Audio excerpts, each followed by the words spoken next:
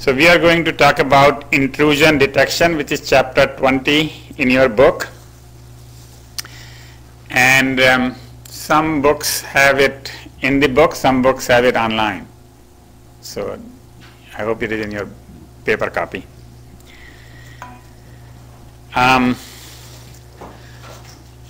So there are only three parts.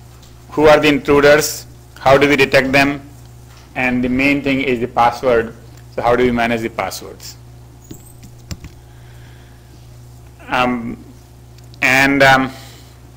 So some of the concepts, actually, it was not a very good chapter in intrusion detection, the books chapter. So I had to borrow some material from other places. So please listen carefully. And obviously you have to read the whole book chapter as well, because that is also here. So it's an extension of that. First of all, intrusion simply means somebody breaks into your system, misuses your systems, or uses the system what they are not supposed to use it for. All those things are intrusion. Intruders could be anybody who is inside or outside. All right, so you don't want outside people to come and intrude in your system, but you don't want inside people to intrude in your system either. All right, and we'll talk about that too, that the insiders also are a threat. So vulnerability is basically any weakness that can be used by the attacker, and the threat is the party that is going to use that vulnerability. So you might have some vulnerability, say for example wireless, open wireless, and then so the people who can use that open wireless are the threat. There are two kinds of threats, or intruders you can call them: structured threat and unstructured threat. Unstructured threat is just one person somewhere going around and looking to do something, and that is not as dangerous as structured threat these days. These days the whole governments could be after your website, the whole organization competition could be after your system, and a whole newspaper might be after your system. We have seen all those cases recently, right? So structured threats are becoming more and more of a problem. Structured threat means people are just working to do, are paid to do this thing, and they're working for a company to do that. Okay? And so intrusion generally means coming in, extrusion generally means going out. So we have intrusion detection, so somebody who is trying to come in, and extrusion is somebody who is trying to send out information. And so somebody, for example, might be visiting bad sites or stealing information from outside, but you are responsible because it is your company and it's your computer. And so in some sense, even if it is a personal computer and somebody finds out that some illegal activity was done, then you have to prove that that was an extrusion. It was not you, somebody else did it, right? So the extrusion is important as well as intrusion. So here are some examples. Remote root compromise. Root. What is a root? Root is the administrator's account on Unix, right? And I am not sure if that is the same thing applies for Macs. But is the Macs also have the root? Okay. So if you get the root password, you got the whole system. So that is obviously the most important thing. And that's what the people intruding are looking for first. If they can't find the root, then they will find your password. And then, so another example is web server defacement. So most of the government websites generally find themselves when they come in to the work at 9 o'clock that the website says something different. That includes CIA, FIA, you name any agencies, FBI, and so on and so forth. People take pride in breaking such things. Guessing or cracking passwords. And so obviously, if they can't get the root, they will try to get somebody else's password.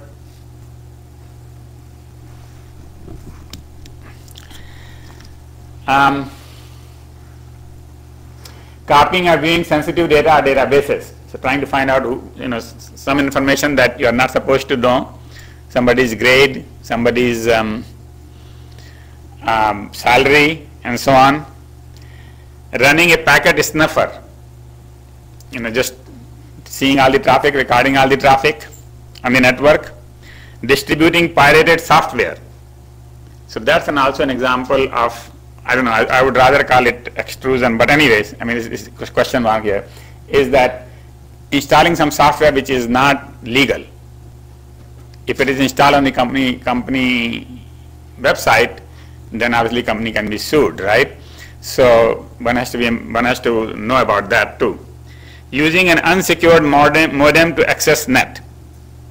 So you could just plug in your phone line to a computer, and then that becomes a modem. Anybody can dial in, right? And once they can dial in, you probably did it for yourself, but somebody else can dial in and then get to your company's network inside. And it is more often done by wireless, using an unsecured wireless network, which could be a computer or it could be an access point, installing one in the company network. Impersonating a user to reset password. And then this is called social engineering, is that you call the company and say, look, I am at the airport, I am Vice President so-and-so, and I'm stuck, I got to get this password now. All right? And whoever picks up the phone on the other side will reset the password and tell you what the new password is, and then they don't realize that they gave it to somebody who is a hacker. All right? Using an unattended workstation, and then you walk into some office, the computer is open, just change the password, now it's yours. And the actual person cannot log in, and they will probably change it the next time they boot or do something else, but until then it's yours. So those are just examples, not a complete list. So there are three categories of intruders. One is a hacker whose motivation simply might be to have fun and to have a status, to go and brag that, look, I broke Apple, or I broke this and that, right? Hacking community is a strong meritocracy. Meritocracy means, smartness. Who is smarter than who? Right? And whoever is smarter rises to the top there. The status is determined by the level of competence, and therefore the companies have formed what they call CERTs. CERTs are Computer Emergency Response Teams. So every company has emergency response teams whose job is basically to not only respond but also to do it beforehand, which means basically test the system out, collect all the vulnerabilities, and then take care of it before or after the attack happens. All right, so CERT is the keyword that you learn here, CERT. Then criminal enterprises. That's more dangerous. As we said, that is organized groups of hackers. This is a whole bunch of people working together, which could be just an organized group of hackers, could be a company, could be a government. And for example, lots of such things have happened from Russian and Eastern European countries, and so that is one example. Often target credit cards on e-commerce servers, and their target is to just get your credit card database. And so obviously, on a personal basis, you should not store your credit card on any website.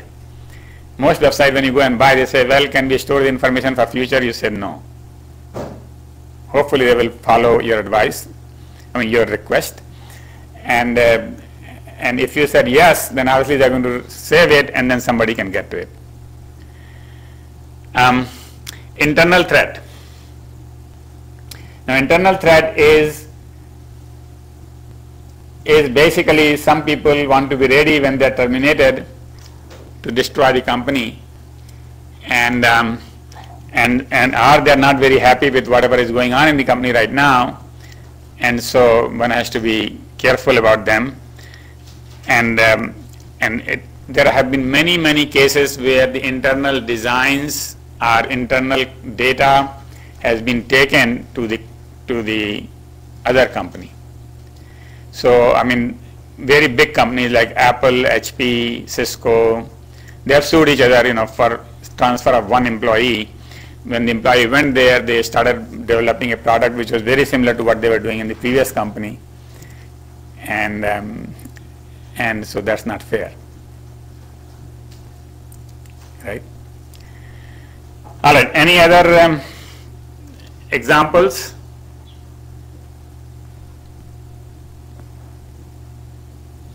And this is unlimited field. I mean, basically, we could go on examples and categories, right? This is not the complete list in some sense, but this is a good way to just categorize outside, inside. For outside, two categories: structured and unstructured. Yeah. Do you know what influences the policies of the level of strictness of enforcing non-competes and non-disclosures? Oh yeah, that's basically. Here is the thing. suppose a search warrant is issued, and they find a job-related CD or program or something at your home. You are not supposed to carry anything which belonged to the company to your personal possession, right? So only thing you are supposed to have is a personal thing, and the company can come after you personally as well as for the obviously the competition that you are working for now. From the competition, if you are not working for a competition, then they will come after you. I mean, so I don't know. The thing is, this all is documented in the employment contracts, and I have never read my own employment contracts, so I don't really know what is all there. But we have seen the news items. That's all I can say. So, I mean, the simplest thing, if somebody wants to be clear, then you go to the boss and say, look, I have this CD which is this thing which I don't think now company is interested in, can I take it, or whatever it is, right? Company gave up this project 10 years ago, something like that. That might be the best safe bet, because there are lots of things good things you did, and the company doesn't want it anymore and doesn't care for it anymore. That's the key. The company doesn't care for it anymore. They might say, no, even though you did it, but we paid for it, so leave it here.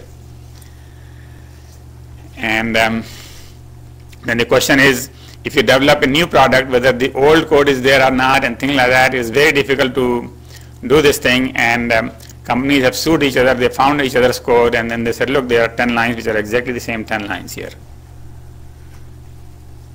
So how did that happen? So, and that iPhone is suing Android, and because of that, and and so this thing continues forever.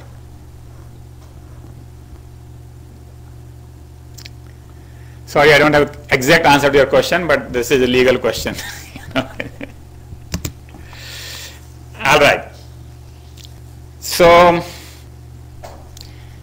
these are the things, kind of things that the hackers will generally do. They will first use the IP lookup tools to find the target. Then they will do the map of the network. I mean, we did some of this actually in our first hacker exercises that we did in this course. We used how to map the network, and then how to scan the network to find out what is open. So open, that is potentially vulnerable services. Then we also did the password guessing. Password, just brute force. We tried, all 999 possible passwords. Install remote administration tool, and then what they will do is, once they have 1 or 2 passwords, then they can install anything which allows remote administration, like what is the tool we generally use for remote administration? Desktop is clearly there in Windows, but there is another tool we use in open source, starting with VNC. VNC. Has anybody used VNC? Nobody used VNC?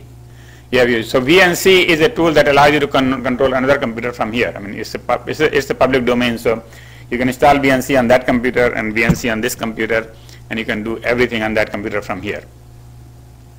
So one day a bank officer walked into the office and found that his mouse was moving by itself, and that was being remotely controlled, right? Because they had installed actually not a VNC, but they had installed Symantec's window, something. There is a Symantec tool for that same thing too, for remote control. And there are many other tools for remote control. And there are some which are totally invisible too. I mean, there are some which are visible. And so, install remote administration tool. Wait for admin to log on and capture password. So basically, that is what another thing is, that they could do sniffing, traffic sniffing on the wireless or the wired network, and then whenever admin logs in, they might get the password. Use password to access remainder of the network, and then they use the password to access the remainder of the network. It's kind of clear, right? Criminal enterprises, and if this is another country or another company, and so they are much, much smarter, because this is now collective wisdom. These are experts, professionals who have been hired and trained to do this, and so they are harder to detect. They come and go very fast. Actually, I heard a story, I mean, basically that one country's whole radar system was disabled for the duration when other country wanted to bomb them. So for 1 hour or 2 hours, no radar. So this is the kind of thing that the countries can do to each other. Right? Exploit perimeter via vulnerable ports. So basically, if something is open, then they will just enter it. Trojan horses, and they leave back doors for re-entry again. And this is actually, even the hackers do the same thing. Use sniffers to capture password, of course. Do not stick around until noticed. So these guys will go away much faster than the hackers and make few or no mistakes. So these guys actually, as I said, are smarter than the hackers, and so difficult. Insider behavior. Insider people could just create network accounts for themselves and their friends. So they could create some account that you don't know about, and they could log into those accounts. Access account and applications they would not normally use for their daily jobs. So they could use some, like we said, grading data, financial data, any other data that they are not allowed. Email former and prospective employers looking for a job. Conduct furtive instant messaging chats. So instant messaging is a waste of time, but at the same time, furtive, I think here probably means that something that gives out the information. I'm not really sure about that word, but basically that's what I think would be damaging. Visiting websites that cater to disgruntled employees, such as, and they have used the 4-letter word, thecompany.com. There are websites, for anything. You just look for Walmart, you look for any big company, and there are legal websites which are named like that, and they are for people who really hate those companies. I'm sure if you just look at the word hatewalmart.com, you will find it. Okay. So if Walmart employee is accessing hatewalmart.com, then you got to be careful about them, right? And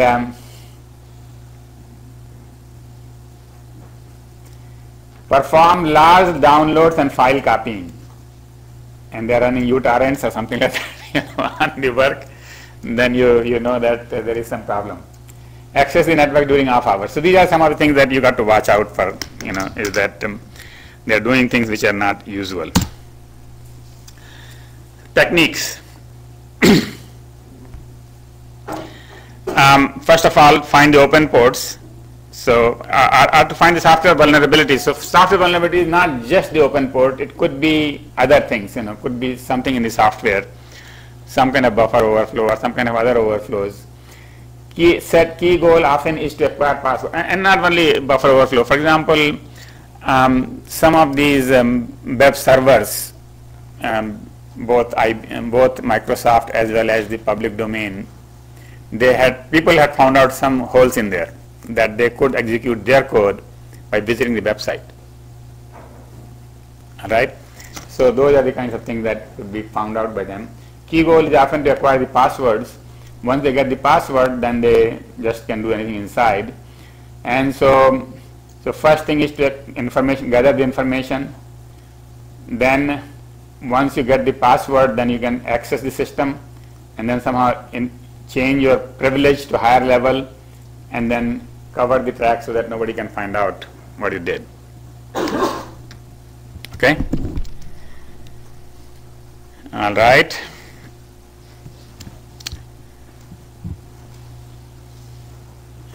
Now login is very easy to find out. Login is that everybody knows everybody else's login, because if you know their email address, you know what is their login name. Right? Very few people have an email address which is not their login name. Right? So that is easy. Now the next thing we have to find is the password. So password is basically to guess it, and you could guess the variations on the name, birthday, phone, common interest, and so on and so forth. And so that would make, if one of those is a password, that would make it very easy, and if that is one of those is not, then they will do exhaustive searching. And exhaustive searching of 1 letter, 2 letter, 3 letter, 4 letter, 5 letter password is very easy on any computer. In few seconds, few minutes you can do it, right? So nowadays the standard today is 8 characters or less, 8 characters or more. Well, I'm sure 5 years from now 8 characters will be too short. And so that's the thing, is that right now 8 characters people find it difficult to do exhaustive search. Check by login or against a stolen password file. And then what they will do is, it's easy to get the password file. That's not a secret, because once you get onto the system, there is a particular location where the password file is kept. You can download the file. Now you guess the password and you check it whether it is the same thing in the password file. Password file, as you know, is hashed, is not clear, right? But you can compare your hash with that, with the one you are guessing. Another attack involves password capture. And capture could be by eyes, or could be by Trojan horse, or could be by a sniffer, or could be a insecure network login. If you do FTP and you are not on a secure connection, everybody can see the FTP communication. And there are many other things that people do on the web even, for example, you go to the website, and very easy to get that is just open your own website which has some useful information, and people have to register for that information. So they have to select a username and password, and just people give out that very easily. Yeah.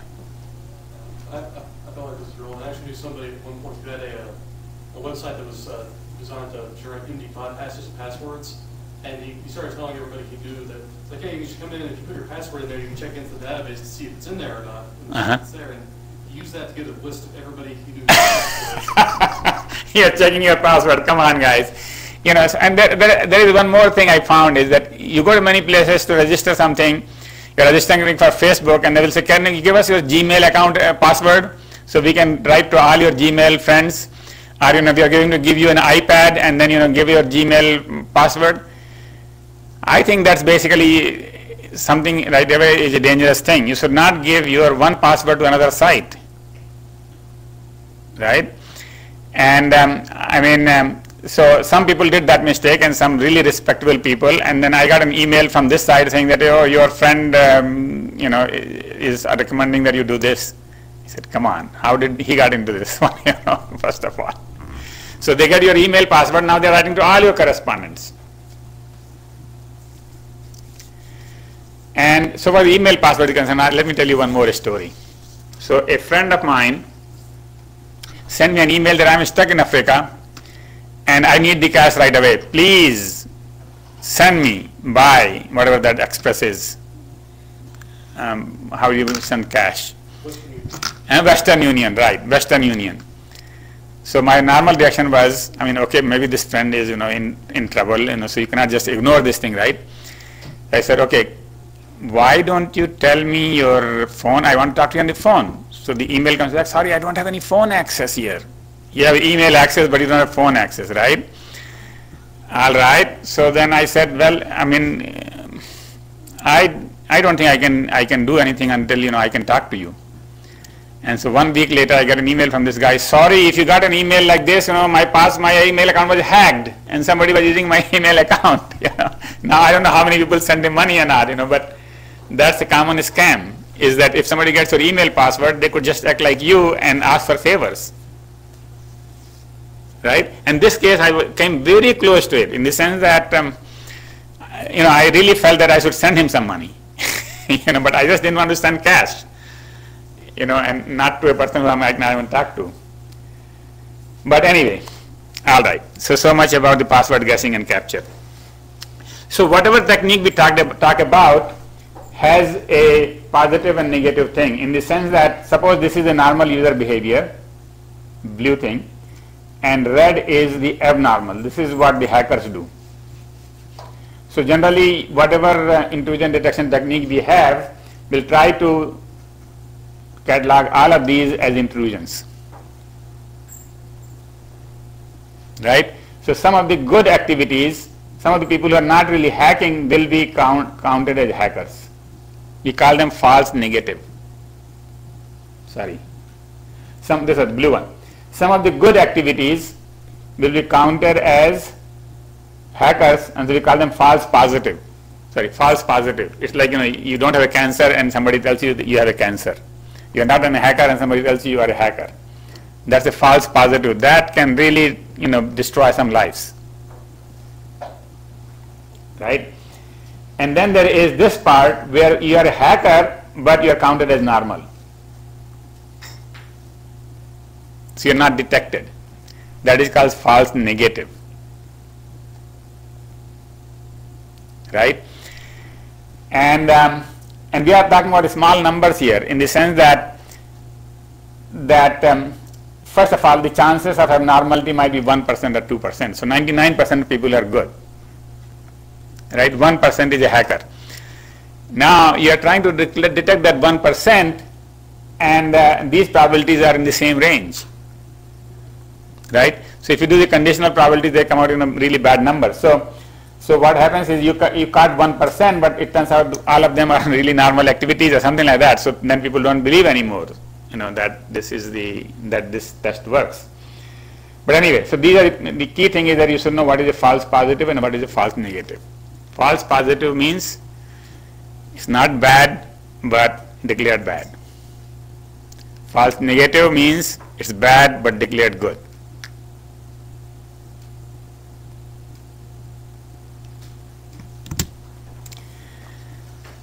All right. So what kind of intrusion detection systems are there? First one is signature based. Signature based, that means you search for a known attack patterns, either matching the pattern on the packets or matching the patterns on the packet sequence, or heuristics, or protocol, or you decode the protocols that to see what people are doing. And I have a slide later on which gives examples of the signatures. Second one is rule based. Rule based is simply no student is supposed to access the grading database, or what we call BEPFAC. If some student is found, then basically that's a violation of the policy, right? So that will be rule based. Anomaly based is some abnormal behavior. That was those two graphs, is that nobody does 15 gigabyte a day and suddenly you are transferring 15 gigabyte, we find you. That okay, this is all normally students do few kilobytes and now you are doing 15 gigabyte, what's going on here? So that is abnormal behavior. Statistical or non-statistical detection. And now similarly, actually another extreme of this anomaly is a statistical anomaly, is that we see what is the average and whether you are within the average range or beyond the average range and how far from the average you are, right? So that would be statistical method. And the IDS by the name itself means detection. So generally the IDS will not do anything except it will tell somebody that we found something. Alert the console means send an email to the manager or ring a bell or something. But if it also could also be automated so that it takes some action, in which case we call it intrusion prevention system, IPS.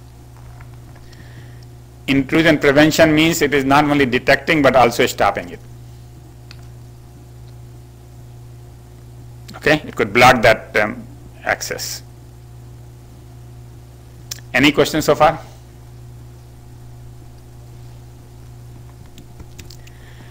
So signatures. If you see a lot of ICMP requests at a single host, then somebody is trying to get to it. ICMP is like ping or trace or something like that. So those things generally don't happen, but if somebody is trying to do that, and it might be, it's against a single host. It could be that you are pinging everybody. So you're just trying to find out how many hosts there are. So those kinds of things you might detect. Connections of multiple ports using TP-SYN. So this is like port scanning. You're just opening ports on every port on a computer. A single host sweeping a range of nodes using ICMP. So this was the same thing I said, opposite the first one. A single host sweeping a range of nodes using TCP, and so this is multiple version of that one. And connection to multiple ports with RPC request between two nodes. RPC is remote procedure call. So connection to multiple ports with RPC request between two nodes. So some computer might call some other computer and find out what the ports are, and on that port ask for something to be executed. Anyway, so those are all examples only of signatures. And so IDS systems, and there are many of them. I will not go into any of the products here, but if you go to Wikipedia, you will find many. They will do this kind of detection.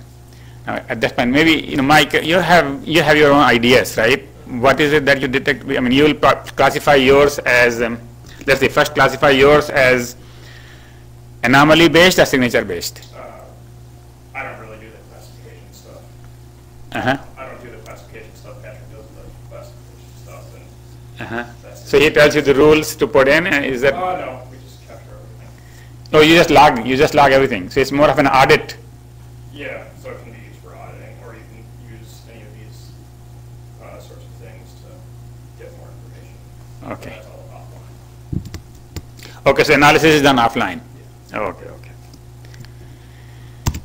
All right. Anomaly-based IDS. So anomaly-based is basically we find out what is abnormal. So for example, if a host sends out a routing updates that is not normal, and that could be an attack. Sudden change in the traffic characteristics, like we talked about, suddenly somebody is sending lots of traffic. Machine learning, and so the IDS could be machine learning. So I think basically the idea is that there are systems which use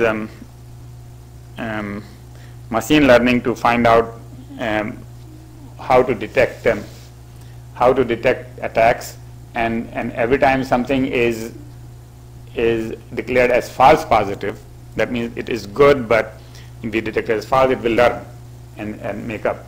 So for example, right now, for spam, Vashu has a detector, and if you get something which is labeled as spam, there is a way to tell them, no, this is a ham, not a spam. Ham is good. And so then they will learn. All right? And I think similar things works with Google and other email systems where they detect a spam, and then you tell them, no, this is not a spam. This is a person I know, and everything else, and so on and so forth. So they will learn. So that is machine learning. And then data mining. And this is what you do is fuzzy rules to detect attacks.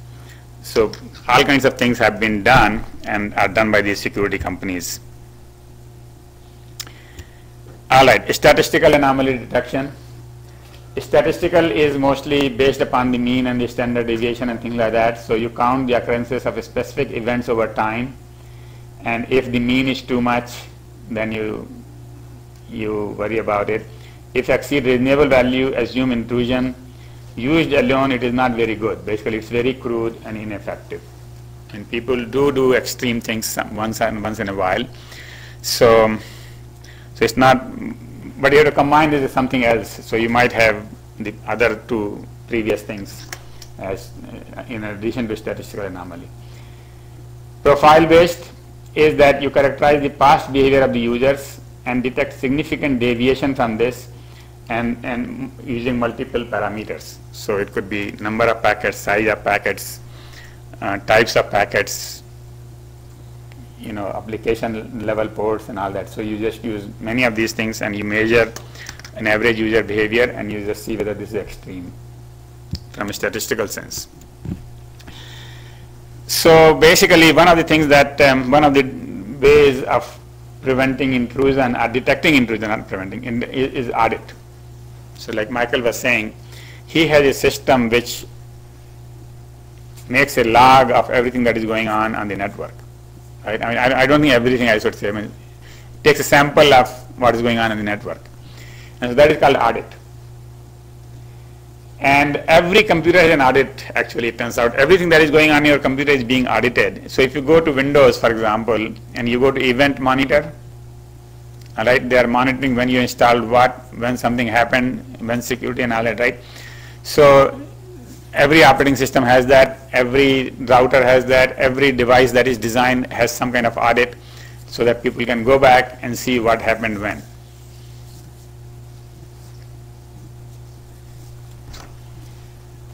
All right, so these are parts of all common multi-user operating systems. Detection specific audited records, and so for example in Windows they have a security log. Generally I found it empty anyway because I don't know, I mean I probably detect it before they do or something like that, I don't know. But detection specific audit records created specifically to collect wanted information, so they might have some things which are very specific to certain things that they are looking for. And then you analyze these records to get the statistical properties so that you can decide when it is extreme. And you could analyze them over time with counters, gauge, interval timer, and resource use. So counter is number of how many times it happened. Gauge is at what rate it is happening. Gauge is like a speed meter. Counter is like miles meter. So counter is a cumulative and gauge is more of a per second kind of thing. Interval timer, and what is the interval between whatever is happening, and resource usage and how much resource is being used. So all of these things you monitor. Use various tests on these to determine if the current behavior is acceptable. You can use mean and standard deviation, multivariate analysis, Markov process models, time series models, operational models, all kinds of modeling people do. And the thing is, the audit is basically so that the key advantage is that no knowledge is required about anything. You have the data there. So it's like a log. Another name for audit is log. Okay. Rule-based intrusion detection system. So rule-based, I already said briefly, is that there are certain policies that might be in the organization, and then you analyze the audit records to identify and see, and you could generate the rules from them, or you could just use the rules from experts. So rule-based operational penetration algorithm use expert system technology. With expert system means machine learning in some sense here, with rule identifying known penetration, weakness patterns, and suspicious behavior. And so basically you just make the rules out of what is happening. Compare audit records or state against rules. You relate machine so basically there are certain things that people are not supposed to do, and then you look at the audit records and you say, well, you know, what is allowed in terms of count, gaze, and whatever we talked about before, and then make a rule. And they are usually machine and operating system specific. So there might be different rule for operating system like Windows opposed to Unix opposed to something else. Rules are generated by experts who interview and codify knowledge of the security admins. So there are people, security experts, who will come in and talk to the security administrators and then make up the rules for you. Quality depends upon how well this is done, and so basically your goodness of the rule-based intrusion detection will depend upon how well those experts people find all the positive and negative stuff. Okay, so types of ideas. Now there are two types of ideas. Actually, the book didn't go into this, and I was really surprised because this is something that is very fundamental for ideas. And so I just took this picture from my last year's lectures. This is not in the book.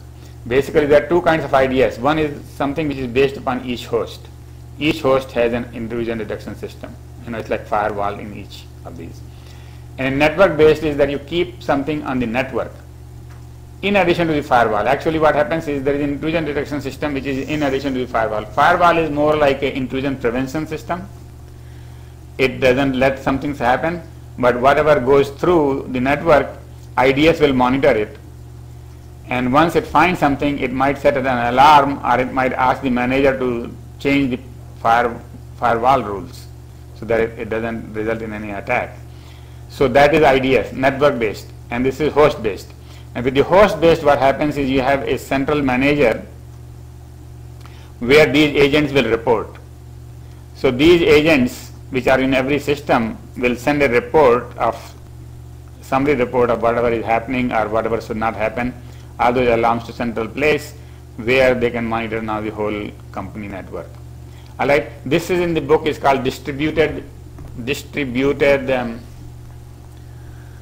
they call it distributed host system or something like that, but I think this is much better name, is host based, HIDS, and NED is the network based, network IDS. The problem with the network IDS is that it's just too much traffic. It has to protect all the hosts, so it is not really scalable. Suppose you have 100 hosts today and tomorrow you have 1,000 hosts, network traffic will be just too much. So it's very difficult to do. While this is scalable, host IDS, if you have today 100 hosts and you have 1,000 hosts tomorrow, then now you have 1,000 agents as well. So that is somewhat scalable with the traffic. So anyway, so the pros of the host IDS is that verification of success or failure of attack is possible because you have all the audit records. It is specific to a system, so it basically affects the performance of that system, but you can find out which system is being attacked. It is not limited by network bandwidth or encryption, and one per host is expensive. So basically, so the idea is if you buy these agents, you have to get the licenses and you have to pay for it. So it may turn out to be that while it is scalable in terms of performance, but not scalable in terms of cost. This is scalable in terms of cost, but not scalable in terms of performance. And sometimes you may not even know where the attack is going to go to. So it protects all hosts, but it is very difficult to see all the traffic, so you end up doing sampling and you may miss something, right? Independent of OS hardware, and too much traffic to analyze is the negative part, but it is good part is that it doesn't depend upon Mac versus Windows. And this is good for DOS attacks because those things may not even reach, if you do it right, may not even reach the host. And this one is negative is that you can't really get single packet attacks and encrypted traffic because the NITS does not have any passwords, does not have the security keys, where the host systems have the security keys. So they can look at the unencrypted traffic. And so there are both kinds of things one can buy. So obviously there are companies who are in the security business and included McAfee and Symantec and all that. They all sell IDSs of both kinds. You generally buy the IDSs which go on the computers because all you have is one computer, but companies buy those bigger boxes from them too. Okay. Any question about these two types? Yeah. So you said the network base isn't scalable. Why not? Isn't it possible to just add more like IDS servers that protect certain pieces of your network? Okay, so in that sense, yes. I mean, the thing is, if you just put more money into it, and then, the thing is, so you have to really size it to the number of users or the traffic. It's just that it is just, you need a gigabit machine as opposed to a megabit machine here. Right. But you can still scale though, right? See, when we say something is scalable, actually everything can be scaled with a price. Right. So I meant in that sense that without increasing the cost, can you scale it? And so there is a limit. Here, actually, if you go into detail, then obviously here, the thing is, you are paying the cost by having everybody use only 90% of the computer because 10% is gone for intrusion detection. Over there, you have 100% of the computer, but 10% of the dollars are gone. So in that sense, it's not a very strict thing that we can discuss or argue too much about. But in that sense, is that this one is one device protecting hundreds of people. This is 100 people protecting themselves, and so this is more like a peer-to-peer. This is centralized. So peer-to-peer is supposed to be more scalable because there are more people, taking care of themselves. All right. The next concept is honeypots. So honey is something that if you put out, all those bees will come, right? So the honeypot is a website or a email address or something which is strictly designed to watch who is coming. It has no useful information but looks like very useful.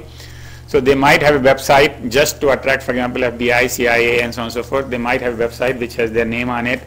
However, it's just fake. And so, so if everybody who comes there is somehow, is attracted to the information that is there, and they will be caught. All right. So companies are having honeypots. Just think. Today morning I received an email from somebody saying that they want to use, so one of the projects in the 2009 offering of this course was honeypot. Somebody had written a honeypot. So 2 years later today I got an email saying that I'm trying to use it but I'm having any trouble, what do I do? I said read the documentation and that's all you can do. I have no more information. But that's what happens is people just related to your projects, people do come back much later and want to know what is going on. So anyways, honeypot is something that is a common thing, and each of us, you should have it too, have an email address which is honeypot. Is that it's a junk email address. Everybody asks for email address, you give it to them because they want to verify your email address. Okay, go ahead and verify, and after that you never read that email, right? Because it is just full of spam. Right? That is an honeypot. But websites have, in particular, where they have a system, require system to lure attackers, and encourage the attacker to stay on so the system can respond. So basically, as soon as somebody comes on, there is somebody else on the other side who is watching what this guy is doing now. Now he's going to this computer. Now he's going to that computer. Completely being watched, 100%. So the attacker is thinking, oh, look, I got the password. Now I'm going to go there, but they don't know that they are being watched. So this is like a sting operation. Are filled with fabricated information, instrumented to collect detailed information on attacker activities, simple or multiple network systems. So anyway, so that is the honeypot. Any question about the honeypot?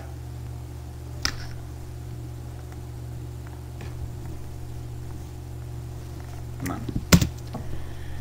Password management. So the final thing is that the key thing that people are looking for is the password first. Once they get the password, then they look for something else, because then they become somebody and then they can do something. And therefore, this is what we have to, as a manager, we have to worry about is how to save the passwords. And so login and the password. Now login is clear, password is the only thing that we can do. So password is used with hashing. In Unix they use DES encryption. So basically DES is used as a hash. Other Windows systems have other hashes, like they could use MD5 or whatever, MD5, yeah. But they use it with a salt. What is a salt? So salt is basically a name for a nonce. Every password, when it is stored, they generate a random number. Actually, when it is created, let me not put it stored. When the password is created, they create a random number and they use that along with the password to hash, and that hash is stored, right? And then the nonce is stored in clear along with the hash. So why do we do that? Well, the thing is that if we don't use a nonce, if we don't use the salt, then somebody can create a whole table for that hash, for all inputs, for all outputs. That is called a rainbow table. You could create the whole table, and then whenever you see the hash, you know the input. You don't have to do any calculation after that. So this could be pre-stored, right? With the salt, that doesn't apply, because now you have to create the whole table for one salt, for the second salt, for the third salt, and so you have just increased the problem. If somebody wanted to create all possible table for all possible salt, that would be a lot of work.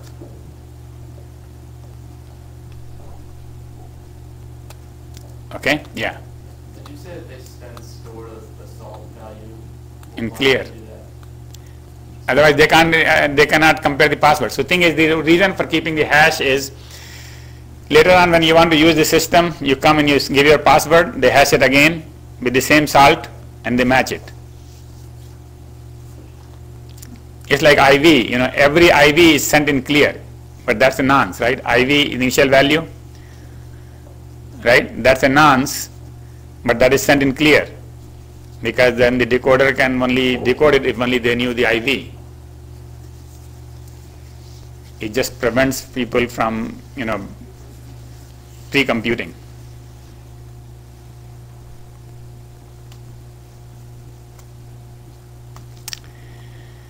All right, so you know what is a salt now.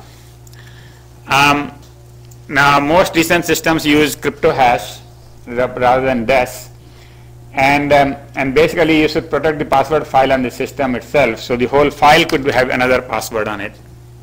So even though the passwords are stored, but to get to that file, you need some other things. Managing passwords is that how do you make sure that the passwords are all very good passwords? Is first you educate the users, and that means you give the guidelines for good passwords, require a mix of uppercase, lowercase, numbers, punctuations, and so on and so forth. So every system you go through has a different system, different rules, password policy. And then some companies which are not really very security knowledgeable, I would say, they have computer generated passwords. That means they will give you the password. They won't let you choose the password. And I complain to each of these when they do that. I say, you are very insecure, because the only way I can remember this password is writing down on a piece of paper, and then everybody can read it. Right? So the computer generated passwords are not a good idea, but if you do want to do it, and that is what is called sticky label syndrome, that you have to write it and put it on a sticker. Right? If you want to do it, then use this FIPS publication, which is a NIST publication 181, that produces passwords which are pronounceable, so at least you can remember them in the memory. Otherwise, who can remember GY4 semicolon 893? I mean, who remembers all this, right? So those computer passwords are no good for anything. But if you generate from this one, then at least people can remember with some image. And then there are two ways to check the passwords that are good. Is reactive checking, which means that you one day sit down and go through all the passwords offline. using some kind of guessing tools, which is actually not recommended. What is recommended is proactive checking, which means that you check when you just select the password. So as soon as they select the password, you tell them this is good, bad, or poor, and then ask them to change right there. So nobody is allowed to select a bad password. All right, and I have seen systems that will not let me select anything that has my name in it, my birthplace in it, or my, they have all my data, and then they want to make sure that none of that data shows up in the password. Right? So that is proactive checking.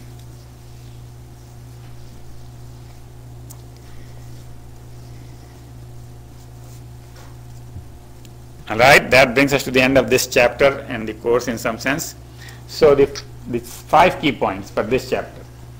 That the intruders, even though the name intruder means like coming inside, could be internal, external, or organized. If it is external, it could be unorganized or organized. And so the organized ones are the most dangerous one. And internal ones are equally dangerous actually, but organized external ones are most dangerous one. Then the IDS can be signature based, anomaly, signature based means pattern based, anomaly based, abnormal behavior, statistical or statistical, and the goal is to minimize the false positives and false negatives. And both of them hurt. If you have lots of false positive, people will not believe the system. It's like this: if the fire alarm goes on every day here, and it happened once in our class, right? If it happened once, that's fine. But if it happens 10 times, we will not walk out of the room. We will just stay inside the room. People don't trust it anymore. False negatives. There was another good example recently. There is some kind of test that men or women are supposed to go every year or go after the age of 50 or something like that. Now that test is so many false positive that medical community has said take it off the list. And so that is false positive, right? IDS can be host based or network based, and host based is more scalable, as I said. Honeypots can be used to detect intruders, and then the password management requires education and proactive checking. So I would basically, reactive checking does not really help, and the computer generated passwords do not help. That's the end. There is no homework actually for this today. Any question about anything? There is no class on Monday. Everybody knows that, right? And the exam is on Wednesday. It will cover everything from the previous